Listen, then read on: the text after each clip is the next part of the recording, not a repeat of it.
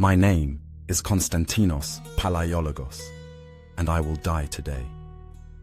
I know this as surely as I know the weight of the sword in my hand, as surely as I can smell the smoke drifting over Constantinople's walls. The sun has not yet risen on this 29th day of May, in the year of our Lord 1453, but when it does, it will shine on a world that no longer contains the city of my birth. I am 28 years old. I have served in the palace guard since I was 16. I have never known a world without these walls, without the great dome of Hagia Sophia rising above the rooftops. That certainty died 53 days ago when Sultan Mehmed's army appeared on the horizon like a dark sea. Now I stand at the breach near the gate of St. Romanus, my armor slick with blood that is not my own. My hands do not shake. I am not afraid of death. I made my peace with it weeks ago. What terrifies me is that when I die, an empire dies with me. 1100 years, gone. I can hear them now. The Ottoman war drums beating their rhythm across the darkness, the high wail of their horns, the clash of cymbals and castanets meant to make their numbers sound infinite. Perhaps they are infinite. I was born in this city. My father served the emperor's father, and his father before that. Our family has held land near Blachernae Palace for 6 generations.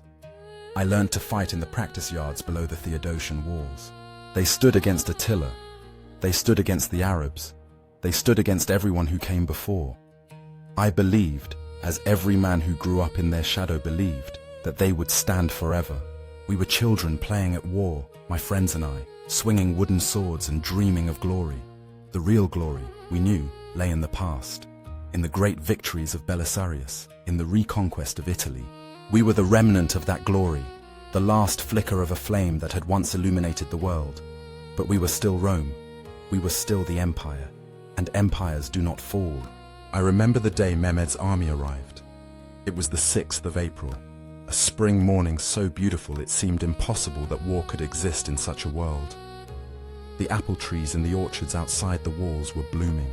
Then the horizon turned black, not with storm clouds, with men. Tens of thousands of them, pouring across the fields like locusts, their banners snapping in the wind, the sun glinting off spear points and armor until the earth itself seemed to shimmer.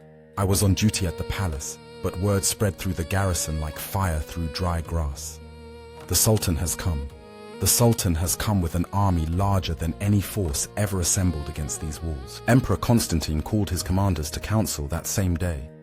I stood guard outside the chamber and heard their voices rising and falling, heard the arguments about whether to abandon the city or defend it. I heard Giovanni Giustiniani, the Genoese mercenary Constantine had hired to oversee our defense, lay out the mathematics of our doom. We had perhaps 7,000 fighting men. The Ottomans had 60,000, perhaps 80,000. We had the walls. They had cannons. I saw one of those cannons 3 days later. Urban's monster, men called it, named for the Hungarian engineer who had cast it for the Sultan after our emperor could not afford his price. It took 60 oxen to drag it into position. 60 oxen. The gun itself was longer than 3 men lying head to foot, its bronze barrel polished until it gleamed like gold. They positioned it at the gate of St. Romanus, where I now stand, and for 2 days we watched them prepare it. They built earthworks to absorb the recoil. They constructed a wooden frame to elevate the barrel. They brought cartloads of gunpowder, each cart guarded as if it carried the Sultan's treasure. We knew what was coming, but knowing did not prepare us. Nothing could have prepared us. When the cannon fired for the first time, I thought the world had ended. I have heard thunder. I have stood beneath storms that shook the heavens. This was something else entirely. The sound was so immense it seemed to come from inside my own skull, from the earth itself, from God's throat. The ground trembled. Men fell to their knees. Birds dropped dead from the sky, killed by the concussion. I watched the stone ball, a sphere of carved granite as wide as a wine barrel, arc through the air. Watched it seem to hang motionless at the apex of its flight. Watched it descend toward the outer wall with the slow inevitability of fate. When it struck, the sound was worse than the cannon's roar. It was the sound of the world breaking. Stone that had stood for 900 years shattered like pottery. A section of the outer wall simply ceased to exist. replaced by a cloud of dust and fragments that hung in the air like a grey shroud.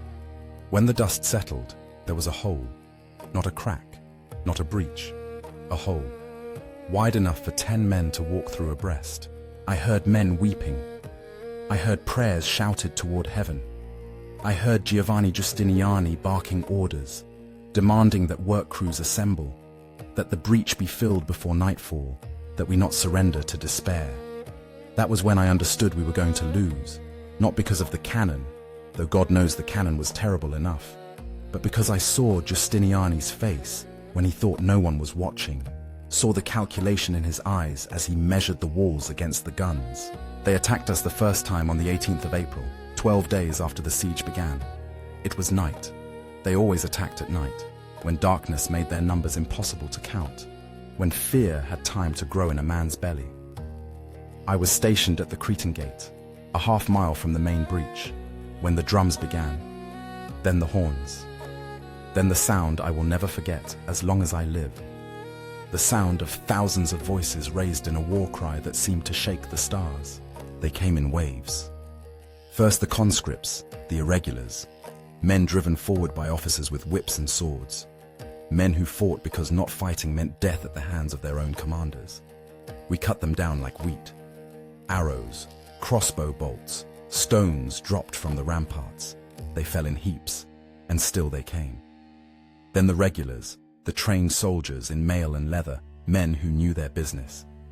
The fighting became desperate, hand to hand at the breach, swords ringing against swords, men grunting and screaming and dying. The smell was overwhelming, blood and shit and sweat, smoke from the torches, the acrid stink of fear. My arm grew heavy, my sword became slippery with blood. I killed men that night. I do not know how many. You stop counting, you stop thinking, you become an animal, and the only thought in your head is survive, survive, survive. We held. 4 hours we fought, and when they finally withdrew, we had lost not a single man. Not one. They left 200 corpses piled before the walls. The repairs became our lives. Every night after the guns fell silent, for even Urban's monster could only fire a few times per day, the heat of discharge threatening to crack the barrel, we worked. Barrels filled with earth and stones, packed tight and stacked to fill the holes. Wooden palisades driven into the ground behind the shattered walls. Crescent-shaped ramparts built from rubble, angled to deflect cannonballs. It was Giustiniani's genius, this constant rebuilding, this refusal to let a breach stand open for more than a few hours. But it was killing us. On the 22nd of April, everything changed. I was not there to see it. I was on the walls, as always, but word spread through the garrison like plague. The Sultan had done the impossible. He had moved ships over land, 72 vessels, dragged on wooden rollers up the hills behind Pera, down the other side, into the Golden Horn. Our great chain, the boom we had stretched across the mouth of the harbor to keep the Ottoman fleet out, was useless. They were inside the Golden Horn, which we had thought safe. Constantine had no choice. He pulled men from the land walls, men we could not spare, and sent them to guard the seaward ramparts. The Ottomans had forced us to divide our forces, and we had barely enough to hold one front, let alone two. I remember the silence that fell over the city that night. Not the silence of peace, but the silence of a noose tightening. People who had stayed, who had believed in the walls, began to flee. Those who had ships left for the Venetian colonies, for Crete, for anywhere that was not here. On the 28th of April, we tried to fight back. A joint force, Venetians and Genoese working together for once, prepared fire ships to burn the Ottoman fleet in the Golden Horn. It was a desperate plan, the kind of plan you make when you have no good options left. But it might have worked. It should have worked. Except the Genoese of Pera betrayed us. They sent word to Mehmed. They warned him. They are merchants, the Genoese of Pera. They care for profit, not faith, not loyalty to fellow Christians. They made their calculation and chose the winning side. When our fire ships approached in the pre-dawn darkness, the Ottomans were ready. Their cannons opened fire. I was on the walls and heard the guns boom across the water, heard the screams of dying men carried on the wind. the galley of Giacomo Cocco, a brave Venetian captain, was struck amidships and sank with all hands. 90 men, 90 Christians, drowned because other Christians sold them to the Turks for the promise of favorable trade terms. I think that was when the last hope died, not when the walls were breached, not when the Ottoman fleet entered the Golden Horn. Through all of this, Constantine never wavered. I saw him every day, walking the walls, speaking to the men, checking the defenses. He was 48 years old, his beard already grey, his face lined with care. He had no children, he had no heir. If he died, the dynasty died with him, and he knew it, yet he stayed. Giustiniani offered to evacuate him. There were still ships, still time to escape to the Morea, where Byzantine princes still held territory.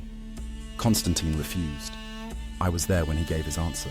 "I will not leave," he said. "I am the emperor of the Romans. If the city falls, I fall with it. Better to die than to live and see Constantinople in Turkish hands." Men who heard him wept, not from sorrow, from pride, from the knowledge that we served a man who understood that some things matter more than survival. The last weeks blurred together into a nightmare of cannon fire and sleepless nights. The Ottomans dug mines beneath the walls, tunnels packed with gunpowder meant to collapse the ramparts from below. We dug countermines, working in darkness beneath the earth, listening for the sound of Turkish sappers on the other side of the rock. It was claustrophobic, terrifying work. You never knew if the next swing of your pick would break through into an enemy tunnel, if you would suddenly face armed men in the pitch blackness underground, if the ceiling would collapse and bury you alive. I went down into those tunnels twice. The smell was overwhelming. Wet earth, human sweat, the sulfur stink of the fuses they used to light the charges. You could hear things through the rock, voices, the sound of digging, sometimes the rumble of a distant collapse. Our miners were good, better than good. They were brilliant. They found every Ottoman mine, every single one. 10 tunnels, 10 discoveries, 10 destructions. By the 25th of May, the underground war was over. We had won. It should have mattered. It should have made a difference. But by then, there were so many breaches in the walls that it hardly seemed to matter whether they collapsed from below or from cannon fire. I had stopped counting days. Time had lost meaning. There was only the rhythm of the siege, bombardment at dawn, repairs at night, brief hours of fitful sleep stolen between watches. My body moved on instinct. My hands knew how to grip a sword, how to string a bow, how to fill barrels with earth and stack them into walls. My mind had gone somewhere else, somewhere distant and cold where fear could not reach. On the evening of the 28th of May, Constantine summoned all defenders to Hagia Sophia. I washed as best I could, cold water from a bucket, scrubbing away 53 days of accumulated filth. I put on my cleanest tunic beneath my armor. I polished my breastplate until it gleamed. If this was to be farewell, I would look like a soldier of Rome. The great church was ablaze with candles, hundreds of them, perhaps thousands, their light reflecting off the gold mosaics that still covered parts of the dome, despite centuries of decay and poverty. The smell of incense was overwhelming, myrrh and frankincense, the scent of holiness and death. The Patriarch was there. Cardinal Isidore of Kiev was there, the Catholic prelate sent by the Pope as part of the union of the churches that so many of our people despised. Orthodox priests stood beside Catholic priests, singing the liturgy in Greek and Latin, a harmony that would have been impossible a year ago but seemed right now, at the end of all things. Constantine knelt at the altar. I had never seen him look so small, so human. He was always the emperor, always the figure of authority and power. Now he was just a man, middle-aged and childless, watching everything he had inherited slip through his fingers like water. He received communion from Cardinal Isidore's hands. I watched the wafer touch his tongue, watched him bow his head. When he rose, his face was calm. After the service, he addressed us. Not a speech. Constantine was never a man for grand rhetoric, just words. Simple, direct, true. "We fight tomorrow," he said. "Not because we will win, Not because victory is possible, but because honor demands it, because faith demands it, because we are the last Romans, and Romans do not surrender. He paused, looking at each of us in turn. I will not command you to stay. Any man who wishes to leave, to seek safety elsewhere, I will not condemn. You have served faithfully. You have fought bravely. If you choose to live rather than die here, I will not think less of you. No one moved. Not one man. Constantine smiled, a sad, exhausted smile. Then, we die together, he said. And perhaps, if God wills it, we die well. I did not sleep that night. I do not think anyone slept. I sat on the rampart near the gate of St. Romanus, my back against cold stone, watching the Ottoman campfires spread across the plain like stars fallen to earth. Their drums never stopped. Their horns never stopped. It was psychological warfare, meant to fray our nerves, to steal what little rest we might have found. It worked. My eyes burned. My hands trembled with exhaustion. But fear had left me. I felt only a strange calm, the peace that comes when you have accepted the inevitable. At 1:30 in the morning, the final assault began. There was no warning. One moment there was only the drums and the darkness. The next, the entire Ottoman line erupted in noise and motion. Cannon fire lit the sky. Thousands of voices raised in a war cry that seemed to come from hell itself. The ground shook with the thunder of their charge. I stood, gripping my spear, watching them come. The moat had been filled. Days of labor by Ottoman engineers dumping earth and fascines until the defensive ditch was level with the ground. Now they poured across it, a dark tide of humanity, and crashed against the walls like a wave against cliffs. The first wave was conscripts, irregulars, men with poor armor and poorer weapons, driven forward by officers who would kill them if they retreated. We slaughtered them. Arrows darkened the sky. Crossbow bolts punched through leather and flesh.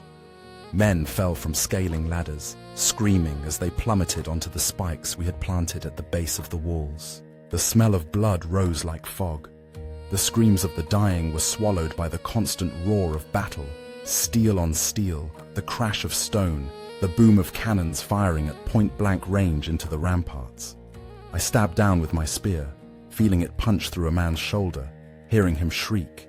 I pulled it back and thrust again, and again, and again. My world shrank to the small space in front of me. The battlement, the ladder, the faces of men trying to kill me. I stopped thinking. I stopped being human. I became a machine that killed. The second wave was regulars, trained soldiers, men who knew how to fight, who did not flinch at the sight of death, who came with discipline and determination. The battle became desperate. They gained the outer wall in several places. We fought them hand to hand, sword to sword, shoving them back, watching them fall, knowing more would come. Justiniani was everywhere, his voice rising above the chaos, directing the defense, organizing counterattacks, plugging gaps before they could become breaches. He was magnificent. He was what kept us alive. Without him, we would have broken in the first hour. I lost track of time. Minutes felt like hours. Hours felt like minutes. The sky began to lighten, dawn approaching, though the darkness was so thick with smoke and dust that sunrise seemed impossible. My arms ached. My sword was notched and dull from striking armor and bone. Blood covered me head to foot, none of it mine, all of it belonging to men whose faces I could no longer remember. I was so tired I could barely stand, but I stood anyway because falling meant dying, and I was not ready to die yet. Not yet. Not while the walls still held. Then the Janissaries came. I had fought Janissaries before, at the night assault on the 18th, in skirmishes along the wall. But this was different. This was the full weight of the Sultan's elite infantry, fresh and rested, hurled against us when we were at our weakest. They did not charge like the conscripts. They did not rush forward in a mob. They advanced in disciplined ranks, their white turbans visible even in the smoke-choked darkness, their weapons held ready, their eyes cold and professional. These were not men fighting for plunder or glory. These were men fighting because it was their purpose, because the Sultan commanded it. Giustiniani held the center of the line. I was 20 paces to his left, fighting on the inner rampart where the wall had been breached and rebuilt with earth and timber. I saw him clearly in the firelight, his armor battered and dented, his sword red to the hilt, his face set in grim determination. The Janissaries focused their assault on his position. They knew what we knew: kill Giustiniani, and the defense collapses. He held them. For 10 minutes, 15, half an hour, I do not know. He held them, his voice hoarse from shouting orders, his sword never still. Then I heard the shot.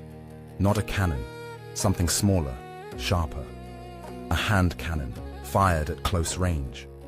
I saw Giustiniani stagger, saw him drop his sword, saw him clutch at his chest where blood was spreading across his breastplate.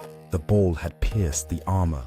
At that range, with that force, it must have shattered ribs, punctured lung, done damage that no surgeon could repair. He fell to his knees. Men rushed to his side. Someone shouted for a surgeon.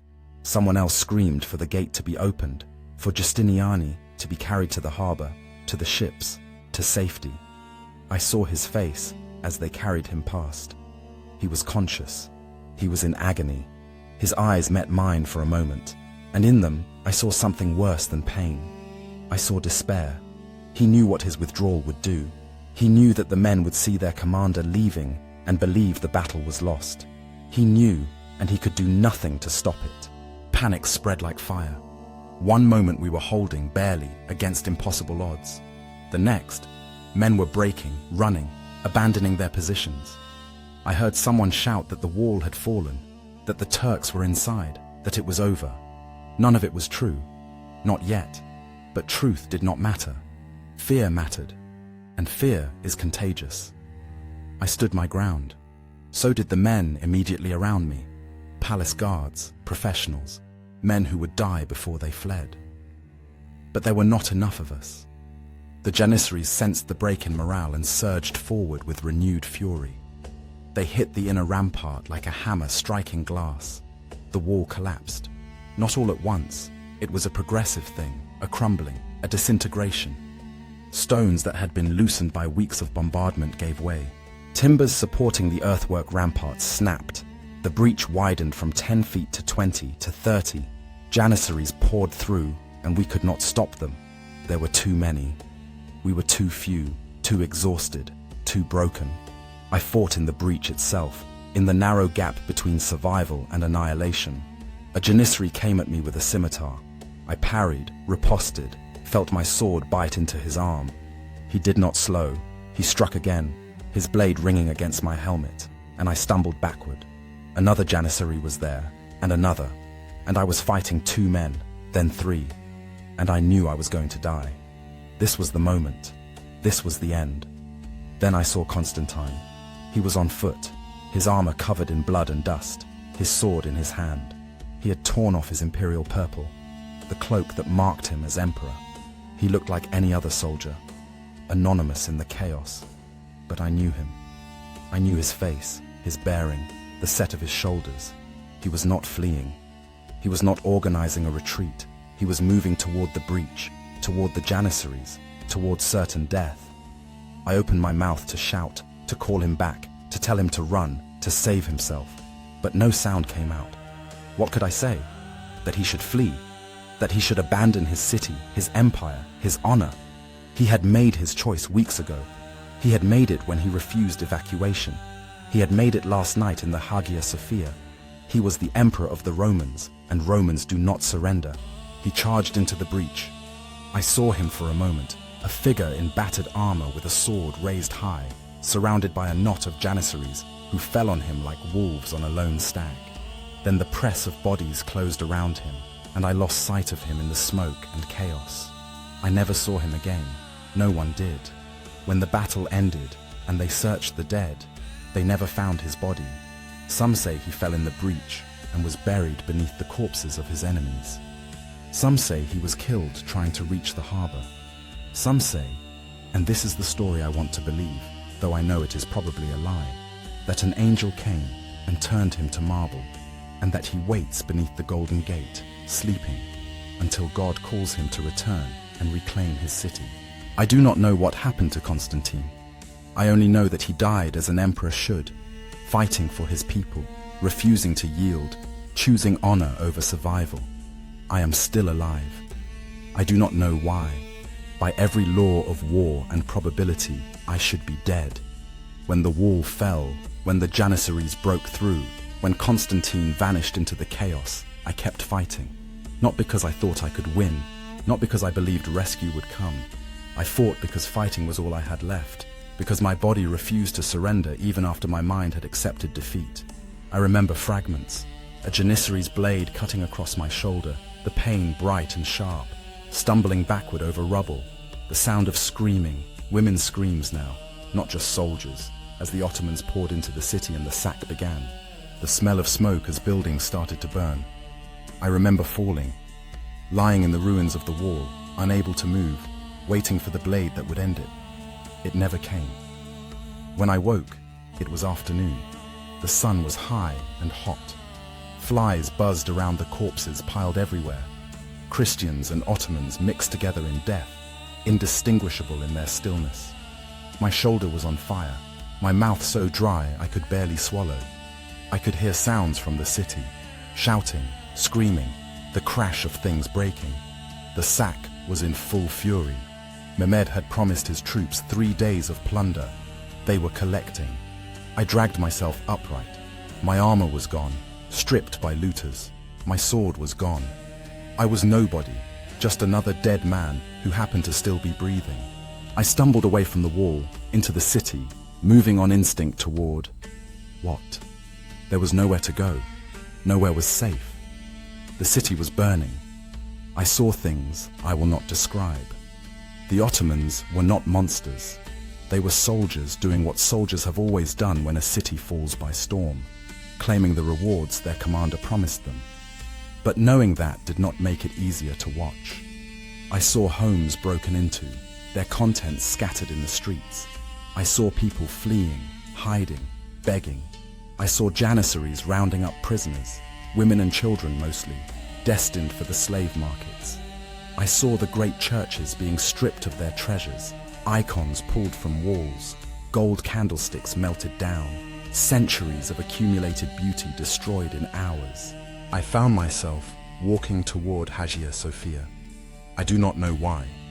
Perhaps because it was the last place I had seen Constantine alive, the last place that had felt sacred.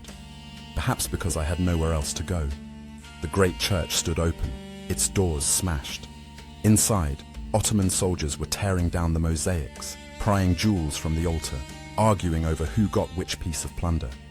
The patriarch was gone, fled, or captured, or dead. The candles we had lit last night were gutted, their wax pooled on the floor. The smell of incense was gone, replaced by the smell of sweat and smoke. I stood in the nave, looking up at the great dome, and felt nothing. No grief, no anger, no despair, just emptiness. The world I had known was gone. A hand fell on my shoulder. I turned, expecting a blade, welcoming it. Instead, I found myself facing an Ottoman officer, one of the Sultan's personal guard, judging by his armor and bearing. He looked at me with something that might have been pity. "You fought at the wall," he said in Greek. Not a question, a statement. I nodded, too tired to speak. "You fought well," he said. "The Sultan is taking prisoners who can ransom themselves or who have useful skills. Are you noble?" I shook my head. My family had land once, but noble, not by Ottoman standards. "Can you read? Write? Do you have a trade?" "I am a soldier," I said. My voice sounded strange in my own ears, hoarse, broken. "That is all I have ever been." He studied me for a long moment. Then he released my shoulder. "Go," he said. "Find a place to hide until the sack is over. If you survive 3 days, you can leave. The Sultan has declared that any Christian who wishes to remain may do so, and those who wish to leave will not be prevented. But if you stay in the open now, You will be killed or enslaved, and I think you have seen enough death." I stared at him. "Why?" "Because you fought with honor," he said. "And because I was at the breach. I saw your emperor die. I saw men like you stand when others ran. There is no glory in killing such men after the battle is won." He turned and walked away, and I was alone again in the ruined church. I did what he said. I hid. There was a cellar beneath a burned house near the Blacherny Palace. The family who owned it was dead or fled, their belongings scattered. I found a corner where the roof had not quite collapsed and waited. For 3 days I crouched in that darkness, listening to the sounds of the city dying above me. Screams, fires, the crash of buildings being demolished. Sometimes silence, which was worse than the noise. I had no food. I had water only because rain seeped through the broken ceiling and I could lick it from the stones. My wound festered. I could smell the corruption, feel the heat of infection spreading through my shoulder. I thought I would die there in that cellar, alone and forgotten. I made my peace with it. I had lived longer than I deserved. On the 4th day, the sounds changed. The screaming stopped. The fires were brought under control. I heard footsteps above me. Ottoman patrols, ensuring order was restored. I waited until nightfall, then crawled out of my hiding place. The city was transformed. Where once there had been chaos, now there was order. Ottoman order. Janissaries stood guard at corners. Work crews were clearing rubble from the streets. Mehmed had made his headquarters in the old imperial palace, and already he was issuing decrees, declaring Constantinople his new capital, ordering the Hagia Sophia converted to a mosque, promising safety to those who submitted to his rule. I walked through streets I had known my entire life and did not recognize them. The people were different, haunted, broken, those who had survived wearing their trauma like visible wounds. The buildings were damaged, burned, marked by war. The great chain across the Golden Horn had been torn down. The walls, those magnificent, impregnable walls, stood broken and scarred, their breaches wide enough to drive carts through. I made my way to the harbor. There were still ships there, Christian ships, Venetian and Genoese, preparing to leave now that the sack was over. I had no money for passage, but I found a Venetian captain willing to take me on as crew in exchange for labor. He asked no questions. He did not care who I was or what I had done. He only cared that I could pull a rope and did not look like I would murder him in his sleep. We sailed on the 10th of June, 12 days after the city fell. I stood at the stern as Constantinople receded behind us, watching the great dome of Hagia Sophia grow smaller against the sky. The cross was gone from its summit, replaced by the crescent moon of Islam. The city that had been the heart of Christendom for 1100 years was now the capital of the Ottoman Empire. I felt nothing. I was hollow, emptied out, a vessel with nothing left inside. The sailor next to me, a Genoese who had fought on the walls, was weeping quietly. I envied him. At least he could still feel. I have lived 32 years since that day. I am 60 now, an old man by any measure, my body bent and scarred, my hands twisted with age. I settled on Crete, in a small village where no one asks about the past, where I can live quietly and try to forget. I never married. I never had children. What would be the point? To bring new life into a world that could allow Constantinople to fall. I work with my hands, carpentry mostly, simple work that does not require thought. At night, I drink, not to celebrate, not for pleasure, but to silence the memories that will not leave me alone. People ask me sometimes, younger people who have heard that I was there, what it was like.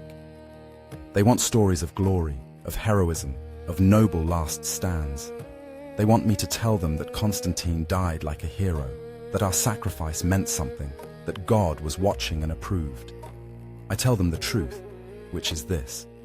Constantine died in the mud and chaos of a collapsing wall, swallowed by the press of bodies, his last moments unknown and unknowable. We fought not because we believed we would win, but because we could not bear not to fight. God did not save us. The walls did not hold. The empire that had stood for more than a millennium died on a spring morning, and the world moved on without pausing to mourn. That is the truth. It is not glorious. It is not ennobling, but it is real.